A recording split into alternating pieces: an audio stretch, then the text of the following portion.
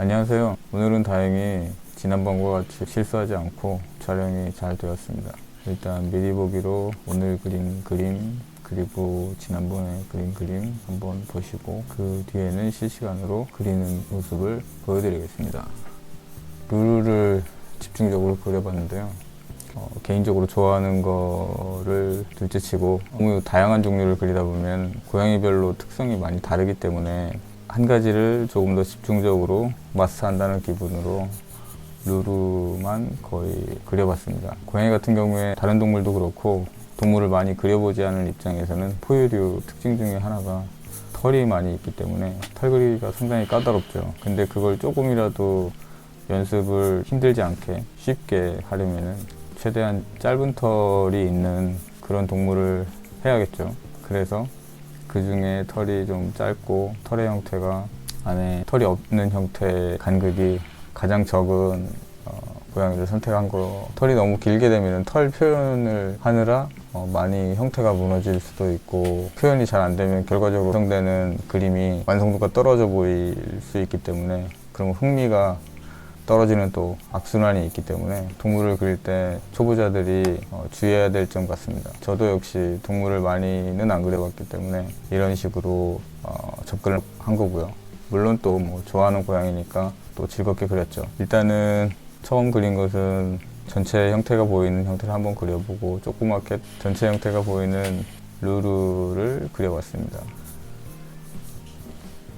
같은 깔끔한 선이 나오는 필기구를 사용해서 그리려면은 그에 걸맞는 그림체가 준비가 되어야 되고 짧은 털이든 약간 긴 털이든 그걸 표현하는데 적절한 그림체가 준비되어야 되기 때문에 조금 더 그걸 피해 나갈 수 있는 연필을 가지고 그리게 됐습니다. 연필을 가지고 그렸을 때 장점이라면 약간 상당히 옅은 선과 진한 선, 얇은 선과 굵은 선을 조금 더 자유롭게 쓸 수 있기 때문에 선을 겹쳐서 그리거나 하는 그런 테크닉을 쓸 수 있기 때문에 조금 더 자연스럽게 보이죠. 비단 동물뿐 아니라 다른 그림도 그런데 선을 좀 여러 번 겹쳤으면은 이렇게 짧게 끊어지는 선이 아니라 조금 여러 번 겹쳤으면은 조금 더 자연스럽게 보이는 경향이 있죠. 그래서 뭐 여담으로 깔끔하게 만화 선따기를 한 것처럼 그리는 그림이 실력이 모자랄 경우에 조금 더 그리기가 어렵죠. 왜냐면 깔끔하게 마무리해서 지우개로 연필선을 지웠을 때 완성도가 있어 보여야 되기 때문이죠. 반대로 연필선이나 조금 겹쳐 그린 선들로 그린 그림은 조금 더 뭔가 누가 봐도 있어 보이는 느낌이 나거든요. 그래서 뭐 컨셉을 그린다든가 할 때 깔끔하게 정리하기보다는 페인팅으로 그림을 그릴 때도 그렇고 선으로 그릴 때도 그런데 조금 덜 정리된 상태로 그려놓으면 그림이 좀 더 멋들어지죠. 근데 어느 경우 컨셉을 하는 경우에는 그렇게 끝내도 이 캐릭터가 이렇게 생겼고 이런 게 있어 라고 설명할 수 있고 분위기까지 보여주기 때문에 그 상태로 완성이라고 할 수 있겠지만 또 어떤 경우에는 그런 완성했다라고 볼 수 없는 상황에는 깔끔하게 선을 따야 되거든요. 하지만 저희는 조금 자유롭게 크로키식으로 드로잉하고 배워가는 과정이기 때문에 그 중간적으로 접근한다고 보면 되죠. 겹쳐 쓰는 선도 쓰고 디테일 묘사도 하고 싶으면 하고 지우개도 필요한 곳에는 정말 많이 틀렸다면 지우개도 써가면서 하는 그런 형태로 조금 프리하게 작업을 진행하면은 공부도 되고 구조도 익힐 수 있고 디테일 묘사도 할 수 있는 일석삼조의 그런 드로잉 연습 방법이 될 거라고 생각합니다. 고양이나 동물들 같은 경우에는 털과 피부 그리고 안에 골격들 그것이 어우러지는 게 참 오묘하죠. 안에 사람 같은 경우에는 털이 없으니까 뼈가 있고 그게 약간의 근육이 있고 물론 근육층이 두텁게 생기는 부분도 있지만 몸에서 지방층도 그렇고 털이 없으니까 그것이 실루엣으로 딱 끝이 나버리는데 동물들 같은 경우에는 안에 뼈와 내장기관이 있고 피부가 있고 지방이 있는데 고양이 같은 경우도 그렇고 보통 일반적인 동물들이 피부가 주름이 많이 지게 돼요. 우리가 이집트 고양이인가요? 털 없는 고양이 같은 걸 보면은 주름이 아주 자글자글하게 정말 노인의 피부 이상 가는 그런 상태가 안에 있고 그 위에 털이 덮여 있어서 우리가 그림으로 표현할 때 상당히 애로사항이 꽃피우게 되죠. 근데 이걸 좀 쉽게 표현을 하자고 하면은 물론 정밀 묘사로 하자면은 음영도 깔고 털도 일일이 그려주거나 디테일을 많이 추가하기 때문에 결국에 어떤 모습을 표현할 수 있지만 이 정도 스케치, 이 정도 드로잉 단계, 그러니까는 아예 만화화해서 선화로만 딱 하고 몇몇 군데 털이 긴 부분에는 삐쭉삐쭉하게 털을 표현해주고 하면은 쉽지만 요 정도 단계로 해서 조금 그 고양이 특성, 털의 특성을 살릴 수 있는 방법은 무엇이 있느냐 하면은 지금 여기 그린 데에는 많이 드러나지 않고 아시는 분들은 구별할 수 있겠지만 지금 제가 하는 표현 방법은 줄무늬를 일단 그려놓고 털의 결의 방향에 따라서 제가 지금 보시면은 연필을 털 방향에 따라서 뭐 이렇게 지그재그로 체크하듯이 털을 하나 이렇게 약간 간략화해서 표시하는 식으로 덮어주고 있죠. 그렇게 돼서 무늬를 표현을 하는데 털의 결을 추가를 해서 표현을 하고, 그것이 하는 다른 부분은 어떤 것이 있냐면 이제 근육에 따라서 피부가 접혀서 주름이 많이 지는 부분이 생기게 되는데, 아니면 목 밑에라든지 이런 층이 생기는 부분이 있는데, 그런 부분에는 이제 무늬를 표현하는 건 아니고 털의 그 구역을 표현하는 방식을 또 추가를 하죠. 무늬와 다른 점은 무늬는 좀 이렇게 굵게 표현을 하고 털이 층이 된 부분은 그냥 더 얇게 표현을 해서 그 주름에 의해서 털이 구역구역 덩어리가 진 부분들을 표현을 해주게 되죠. 이런 식으로 잘 섞어주면은 여기에다가 고양이가 줄무늬가 있는데 줄무늬를 안 그릴 수는 없잖아요.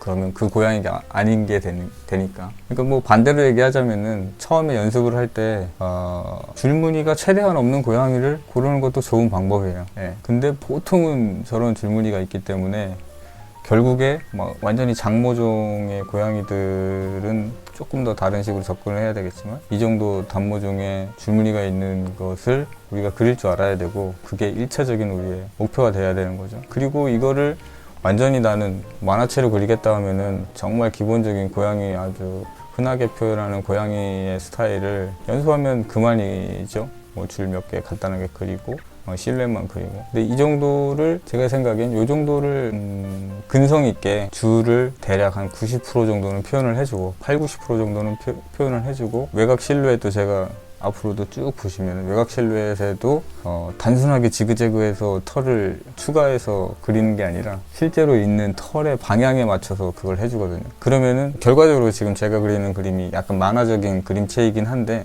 만화적인 표현과 실사적인 표현 둘 다를 지금 연습을 해볼 수 있게 되는 거죠. 지난번에도 말씀드린 얘기지만 어떤 그림이든 좀 표현을 기본적으로 마스터했고 시간을 들여서 꼼꼼하게 작업을 한다면 결국에 그릴 수 있어요. 예를 들어 제가 그렸던 전에 한 일주일 전에 올렸던 고양이 얼굴만 있는 그림이라든지, 그런 거는 특별한 테크닉이 없더라도 형태를 보고 관찰하고 음영을 기본적인 걸만 넣을 수 있으면 그릴 수 있어요.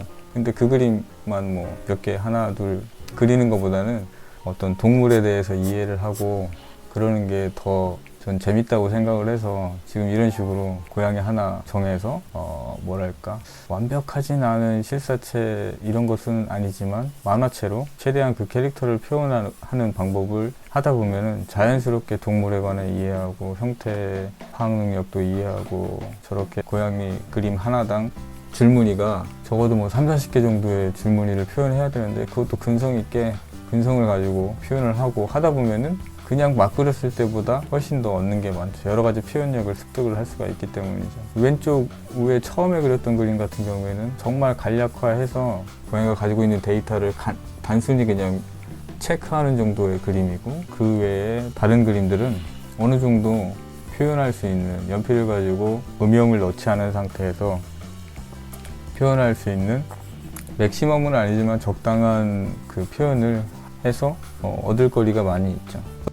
저 같은 경우에 보통 한 번에 그리기를 좀 즐겨 하는데, 그 이유가 뭐냐면은 이렇게 러프로 스케치를 하고 러프 스케치가 너무 과하거나 그렇게 되면 또 우에 그릴 때의 느낌이 그냥 한 번에 그릴 때랑 다르게 조금 느낌이 안 좋고, 결국에 러프 스케치를 지우고 났을 때 결과가 썩 만족스럽지 않더라고요.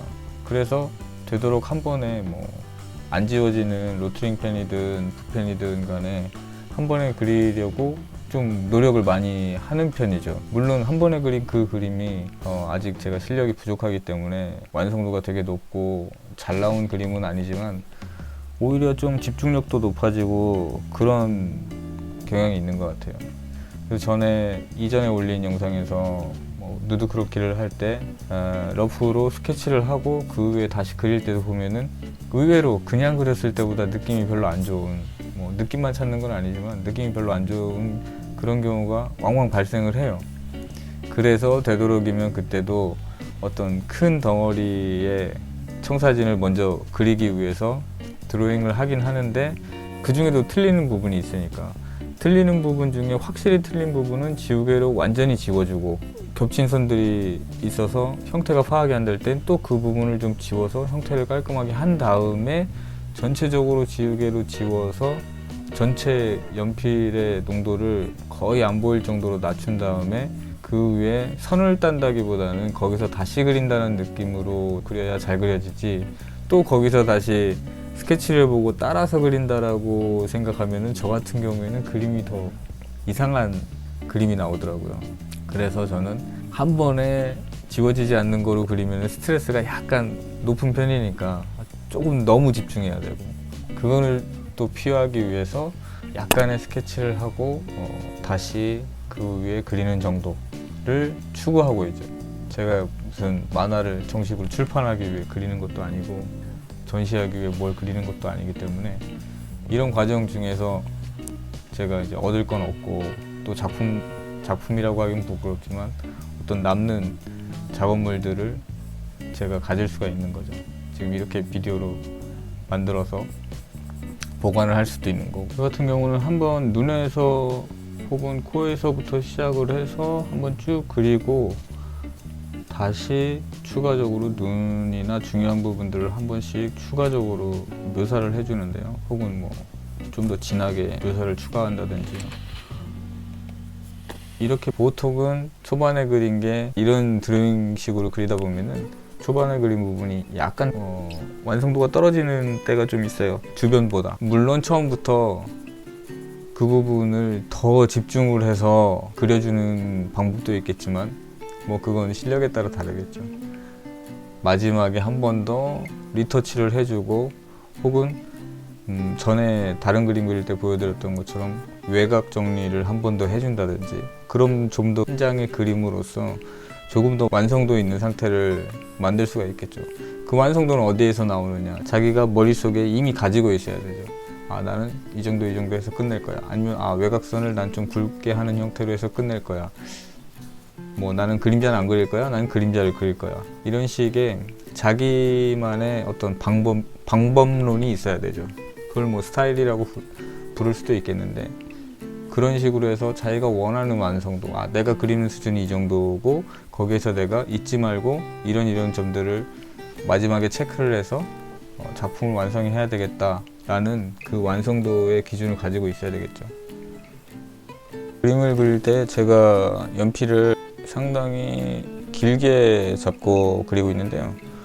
이유는 두 가지 정도가 있어요. 하나는 손으로 그림을 안 가려서 전체를 보면서 그릴 수 있게 도움이 되게 하기 위해서 길게 잡고 있는 게 있고, 하나는 연필을 최대한 조금 더 샤프한 상태를 유지해서 필요할 때 그릴 때에 따라서 넓은 선과 가는 선을 다양하게 쓸 수 있기 때문에 약간의 사인펜 정도, 약간 작은 붓펜 정도의 그런 효과를 노릴 수가 있기도 하고, 좀 더 감각적인, 감각만 따지는 거를 그다지 좋아하진 않지만 이게 동물이다 보니까 약간 좀 더 불규칙한 선이 표현이 되어야 좀 자연스러운 경향이 있기 때문에, 그래서 제가 좀 더 길게 잡고 때에 따라서 좀 짧게 잡기도 하고, 연필을 돌려가면서 앞에 연필심이 닳아 없어지는 부분을 조금 조정하기도 하죠. 그리고 지금 그리는 중에도 제가 연필이 너무 뭉툭해지면 이제 얇은 선과 굵은 선을 같이 쓰기 힘들어지기 때문에 저는 중간중간 지금 여기에는 제가 편집을 해서 안 보일 테지만 옆에서 계속 연필을 깎아가면서 커터로 연필을 깎아가면서 그리고 있는 중입니다. 그리고 한 대상을 그릴 때 여기 지금 그리는 루루 고양이도 그렇고 어떤 대상이든 간에 실제로 모델을 보고 그리는 게 가장 좋긴 하죠. 만약 우리가 동물을 그린다면은 실제로 보고 그리는 거는 초보자한테 거의 할 수 없는 일일 거고, 동물이 계속 움직이니까 사진을 찍어야 되는데, 사진을 찍는 것보다 더 좋은 방법은 영상으로 찍어서 한 프레임씩 돌려가면서 그 중에 마음에 드는 포즈를 그리는 게 가장 좋은 방법이라고 생각을 해요.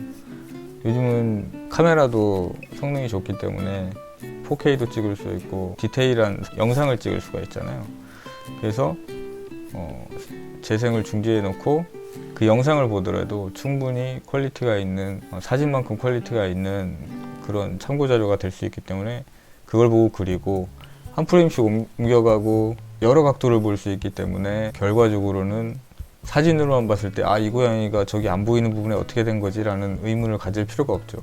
전체를 다 우리가 확인을 할 수 있고, 처음부터 시작해서 몇 초씩 지나가면서 마음에 드는 장면을 이런 식으로 적당히 몇 분 정도에 걸쳐서 한 포즈 한 포즈 그리다 보면은 그 고양이 360도 전체 실물의 그 전체에 해당되는 모든 정보를 파악하고 그려볼 수 있고, 의문이 가면 다시 확인을 해볼 수 있기 때문에 고양이를 키우시거나 어떤 동물을 그리고 싶은 동물이 있다면은 사진으로 그리기 전에, 사진으로 한 장 남기고 싶어서 잘 그리고 싶다 이전에 저라면 공부하는 중이라면은 이렇게 영상으로 찍은 거를 여러 포즈, 여러 각도를 그려보라고 권유해보고 싶어요. 마치 이거는 이제 3D로 만들어진 대상을 이렇게 탐색하는 것처럼 자유롭게 모든 부분을, 디테일한 부분 혹은 안 보이는 부분, 모든 부분을 체크할 수 있기 때문에 그런 식으로 참고 자료를 준비를 해서 드로잉을 해보는 게 정말 좋은 것 같아요. 왜 그러냐면 애매하게 모르는 부분을 남겨놓고 하다 보면은 결국에 마음으로는 한 100% 안 것 같지만 한 반밖에 검증을 안 해본 그런 경험만 남기게 되는 수가 있거든요. 그래서 영상을 보고 정지해서 드로잉을 할 것을 권합니다. 영상은 직접 기르는 고양이가 없거나 강아지가 없거나 그렇다면은 저처럼 그냥 유튜브에 마음에 드는 동물 채널의 영상들을 다운받거나 유튜브를 그냥 켜놓고 정지시켜가면서 작업을 할 수도 있고, 아니면은 영상을 켜놓고 마음에 드는 장면에서 화면 캡처를 하세요. 화면 캡처를 해서 이미지로 저장을 해놓고 여러 개를 이건 그려야지, 이건 그려야지 라는 것들을 5분짜리 영상을 가지고 그 중에 10개 정도를 고른다든지 베스트를 고른다든지 그렇게 하는 게 좋을 것 같아요. 저 같은 경우에는 굳이 그 고르는 시간도 아까워서 그냥 영상을 틀어놓고 그냥 마음에 드는 부분이 있으면은 그 부분에서 멈춰서 그리고 있습니다. 조금 더 준비를 하자면은 철저하게 준비해서 좋은 포즈, 그리고 싶은 포즈만 골라서 하는 게 가장 베스트겠죠. 지금 제가 이미 가편집된 영상을 가지고 보면서 지금 더빙을 하고 있는데, 더 효과적인 설명 방법은 제가 그려가면서 이렇게 말로 설명을 하거나 조금 더 타이트하게 준비를 해서 하는 거겠지만 시간이 상당히 좀 걸리기 때문에, 그리고 제가 완벽하게 설명을 드릴 만큼 훈련이 안 돼 있기 때문에 나중에 참고하시는 분들이 많아지면은 제가 그때는 좀 시간을 할애해서 해보는 방향을 생각해 볼게요. 지금은 약간 역부족이고 그렇습니다. 이만 설명은 마치고 그 뒤에 제가 그리는 것들을 좀 더 참고하실 분들은 쭉 봐주시면 될 것 같고요. 다음에 제가 시간과 기회와 요청이 맞물린다면은 조금 더 이해하기 쉽게 영상을 만들어 보는 것을 약속을 드리고, 이 이후에는 참고하실 분들은 시청해 주시기 바랍니다.